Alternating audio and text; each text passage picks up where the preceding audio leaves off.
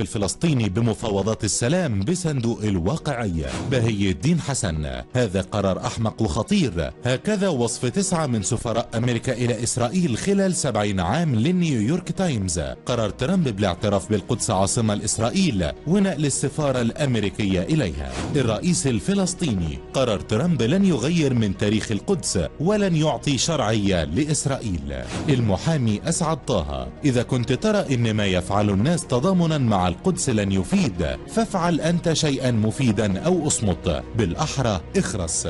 الملك عبد الله للشعب الأردني: تضامنكم مع القدس فخر لكل العرب. آية حجازي: إعلان القدس عاصمة لإسرائيل استبداد أقسام من السجن. العفو الدولية: إعلان القدس عاصمة لإسرائيل استخفاف بالقانون الدولي وحقوق الشعب الفلسطيني. محمد محسوب: يمتلك العرب الكثير للرد على العدوان، سحب السفراء من إسرائيل وسحب الاعتراف بها، إنهاء نزاعاتنا البينية، إنهاء قمع الشعوب وتبني مسار ديمقراطي، مقاطعة شاملة للمنتجات الأمريكية، إغلاق ملف أوسلو، احتضان مصالحة فلسطينية على أساس المقاومة، إعادة اعتبار الصهيونية شكلا من العنصرية. طارق الزمر: هزيمة أمريكا سياسيا وتغيير بعض قواعد النظام الدولي لا تزال ممكنة، ولكن بشرط وجود قوى إسلامية. توظيف غطرسة إدارة ترامب في تعاملها مع العالم وتستند إلى تحالفات مع القوى الدولية المتضررة من انتهاك الولايات المتحدة للنظام الدولي، فضلا عن القوى الصاعدة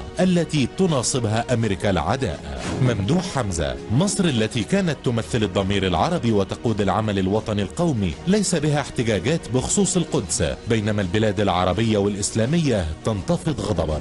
حاتم عزام: موقف شيخ الأزهر برفض استقبال ومقابلة نائب الرئيس الأمريكي مايك بينس، وبيانه القوي المحرض على الانتفاضة الثالثة للشعب الفلسطيني عقب إعلان ترامب الصهيوني التوجه تجاه القدس، موقف جيد يستحق الإشادة به وسط تواطؤ البطل القومي الإسرائيلي المتسلط على حكم مصر هو وزملائه المتصهينين العرب. محمد مختار الشنقيطي: بعد محاربة الإسلام باسم عدم تسييسه جاء خذلان العرب باسم عدم تسييس موضوعها، وفي كل يوم سيأتي الليكود العربي بمسوغات لموبقاته أوهن من بيت العنكبوت. سامي عنان: القدس ليست إلا جزء من صفقة أكبر. حازم عبد العظيم: شكرا شيخ الأزهر، كلمة حق في وجه سلطان جائر تساوي الدنيا وما فيها، رفعت راس المصريين في زمن الانبطاح، ربما تكون صفحة جديدة لا تتراجع عن الحق مهما كلفك. وزير خارجية فلسطين: قررنا عدم التواصل مع أي مسؤول أمريكي بعد قرار ترامب. أردوغان: إسرائيل دولة احتلال وشرطتها تستهدف الشباب والأطفال.